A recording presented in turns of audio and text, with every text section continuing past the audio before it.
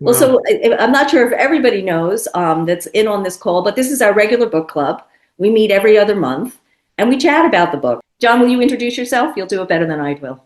okay. Yeah, I was David's editor of his Natural Acts column for many years, starting in the 1980s, and so David and I go back a long way.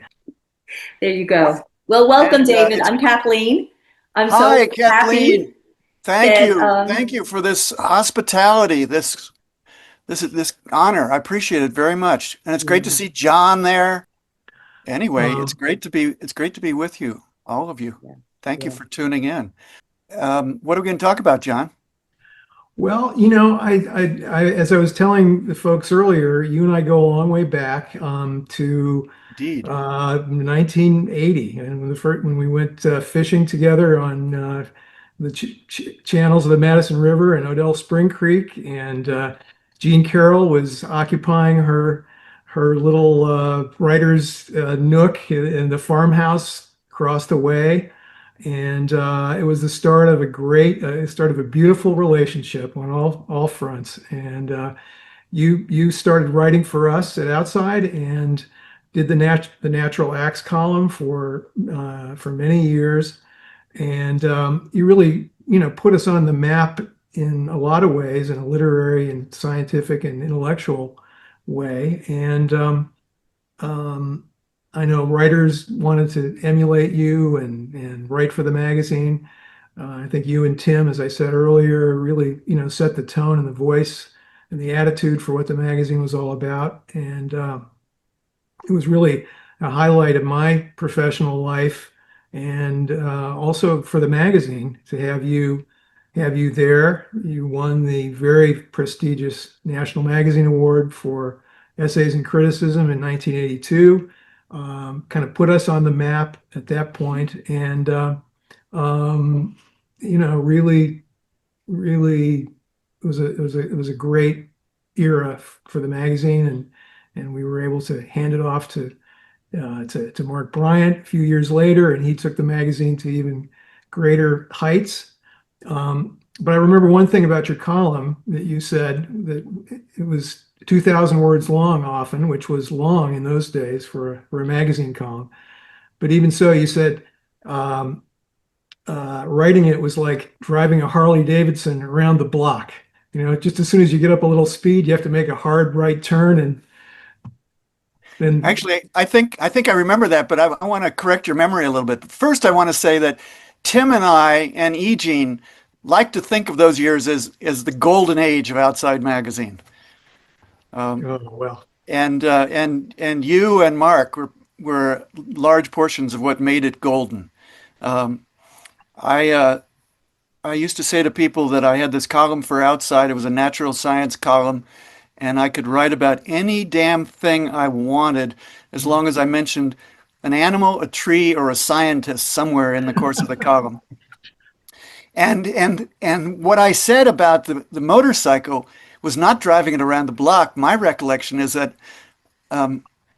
my feeling about trying to write a column once a month that was somehow substantive and maybe surprising, maybe a little funny sometimes, although mostly I left that to Tim and E. Jean. Um, and then to bring it in under 2,000 words was like driving a motorcycle full speed down an alley and then trying to make a U-turn before you got to the wall. Um, Excellent metaphor. but Yeah.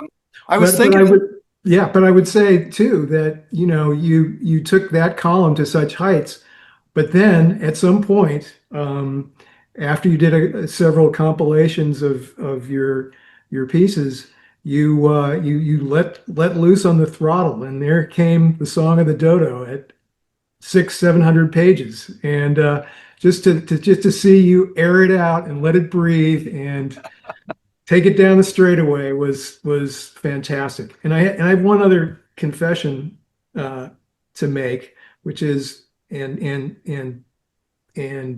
thanks to make to Kathleen for inviting me here tonight in us. And that is a confession that up until last month, I had not read Song of the Dodo.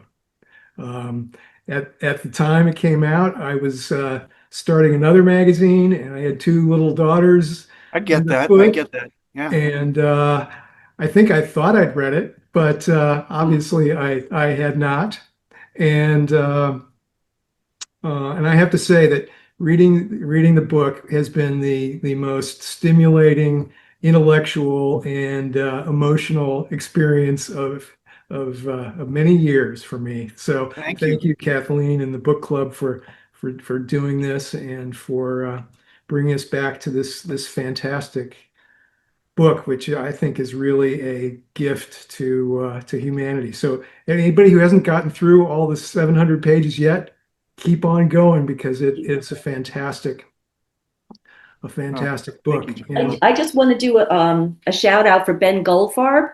I don't know if you know Ben Okay. Goldfarb. Yeah, He yeah, yeah. wrote a book about beavers, and he wrote a Right, book called Crossings. right, And right. he came and joined us for one of our book clubs.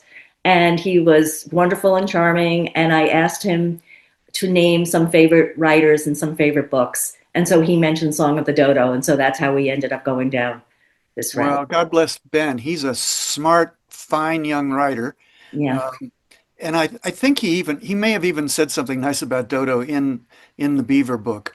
Um, Hmm. I can't recall for sure. I may have hallucinated that and wished that I read that, but thanks to him anyway. Um, Hmm. um, I would like to uh, create a little transition here by starting our conversation or continuing our conversation by telling you about how this Song of the Dodo really began with Outside Magazine. And I don't know if John will remember this or Mark will remember this, but I remembered it this afternoon. And my memory about the book is a little bit patchy. John, you've read it much more recently than I have now, so you may remember things about it better. But it began with Outside Magazine. I was doing this column for Outside that John originally had hired me, quote unquote, hired me, had enlisted me to do. And then Mark was kind enough to continue me in that position when he took over the magazine. At some point in the early days, I would always, so I owed a column once a month, and as did Tim. And he knows what that feels like. You work on something else for 3 weeks, and then with about 6 days before your deadline, you remember you've got a column to do, and you go rifling through your drawers, your files, your stacks of pending and possible. I had files that I would call pending and possible columns, stuffed with Xerox sheets from journal articles and other things. And at one point, I went to that file and I had found a newspaper article from the Philadelphia Inquirer, a very good paper back in the day, and it was about the fact that the birds of Guam were going extinct, and scientists and conservationists were rescuing them, and some of the last survivors of those endemic species of bird on Guam, birds that only existed on the island of Guam. Um, oh, and there's Kent Maiden too. Hey, Kent, thank you for joining us. Any other Bozemanites there? I can't believe you guys are not watching the Olympics on NBC right now. You know what NBC stands for? I can multitask. Nothing but curling. Anyway, we'll forgive you if you're multitasking. So I read this article about the birds, these endemic species of Guam found only there, were going extinct first mysteriously, and then they figured out it was because there was a bird-eating snake on the island of Guam, that an exotic that had been brought in, um, and um, and some of the last survivors of several of these species had been brought to Philadelphia to be hopefully captive bred in the Philadelphia Zoo. So this I can't remember his name, but a very good reporter for the Philadelphia Inquirer had written this piece about the birds of Guam going extinct. And this was in about 1983. And so maybe 84. And so I said, birds of Guam going extinct. That sounds like a column. I'll look into that. And so if it was 83 or 84, Tim might have been using a computer by then. I certainly wasn't. And there was no internet. So I couldn't, there was no Google. So I couldn't Google, as you would today, birds of Guam extinction and have a hundred references and leads pop up. Somehow I started looking for island extinctions. I wonder if there are other cases where animals have gone extinct on islands. And I did just a little bit of looking, and it was like discovering the cave at Lascaux for the very first time, going through this little hole and coming out into this chamber, and the walls are painted with majestic figures of animals. That was what it was like to just tiptoe into the subject of island extinctions. I discovered there was a huge body of literature, scientific literature, on all of the extinctions that have occurred on islands, especially in the last 400 years since Europeans started circling the world in sailing boats and causing havoc everywhere on islands, transferring rats and monkeys and goats and things onto islands and eating up the last dodo and all that sort of thing. So there was this big body of literature, and at the middle of it stood, I discovered, this little monograph about 100 and, I don't know, 40 pages long in a drab cover from Princeton University Press, written by these two young assistant professors of ecology named Robert MacArthur and Edward O. Wilson. So I got that, and my wife at the time, a wonderful woman named Chris Ellingson, still a friend of ours, she was a graduate student at the University of Arizona in ecology and evolutionary biology. And I was there in Tucson as a spouse, a hanger-on at the fringe of the environmental or the ecology and evolution grad students. And she had been coming back from school talking about this man named Robert MacArthur, this theoretical ecologist who had trained and influenced the professors in the University of Arizona department at that point. They talked about Robert MacArthur the way Dennis Hopper talked about James Dean, the fallen hero who would have been so important. Because MacArthur had died young at the age of 42. So I discovered Robert MacArthur. And that's probably the first time I discovered Ed Wilson, too, Edward O. Wilson. And I read this little monograph, and boom, now it was like coming into another chamber of great information and art. MacArthur and Wilson's Theory of Island Biogeography. And all of this I was reading to write a column for Outside Magazine. But when I was done writing that column, the seed was planted for the Song of the Dodo. And 2 or 3 years later, I came back to it and wrote a book proposal and turned it into a 600-page book. Awesome. I don't know, and that essay is not collected in any of my collections of Outside Magazine essays and other magazine work. I never put it in because I used that material in the Song of the Dodo, and it became redundant. But so somewhere in the infosphere is that column for Outside. I don't remember the title of it, but anyway. So that's the link there. Wow. And then I could say more about where the book came from. Sure. Then I met Tom Lovejoy, and those of you who have read the book know who Tom Lovejoy is. I call him the what's the title of that chapter? It refers to Isaiah Berlin's The Fox and the Hedgehog of the Amazon. That's right. I called Tom the Hedgehog of the Amazon. A great conservationist and ecologist, Thomas E. Lovejoy, died about 3 years ago. Died one day after Ed Wilson died. Big loss to the world of conservation, those two. But I met Tom Lovejoy, and I'd read about him organizing this grand experiment in the Amazon with patches of rainforest insularized by clear cutting. And I met him at Yellowstone Park. He was there to give a keynote lecture, I think, to the Greater Yellowstone Coalition annual meeting. And we sat in the Lake Lodge bar, probably shared martinis, and started drawing pictures of fragments of habitat on cocktail napkins. And I was saying, this is what you're saying, right? This is what you're doing with your experiment? And he was saying, yeah, give me the pen. Yeah, we're doing this. So we were doing all this on a cocktail napkin at the Lake Lodge bar. And he said, well, you should come to the Amazon with me and see it.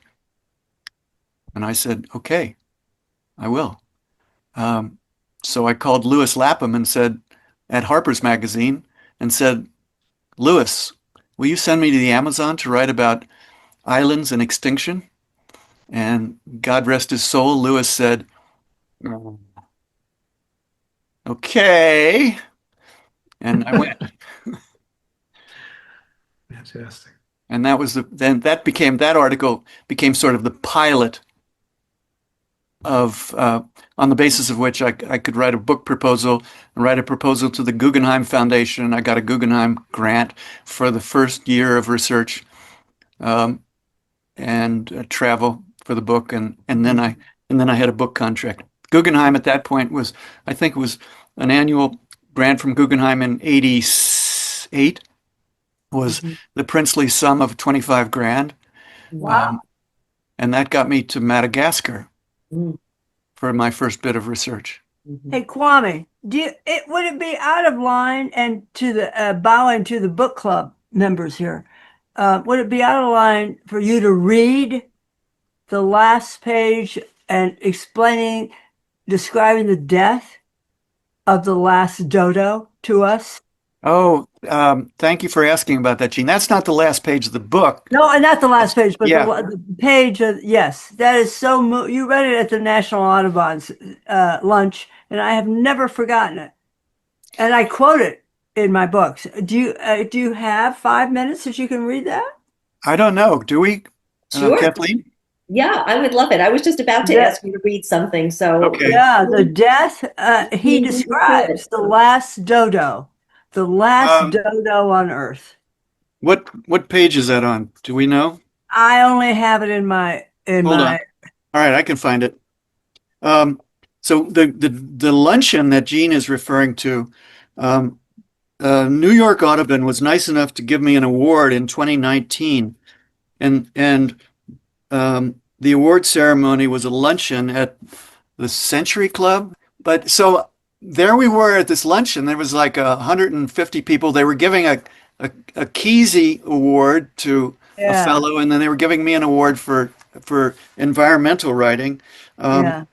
And they said you can bring a friend. And my wife Betsy was not able to be in New York, so I said, Gene, will you come as my date? Yes. So Gene came, and I had the great honor of sitting at lunch with Jane Alexander and E. Jean Carroll. Jane Alexander was there because she's much involved with conservation.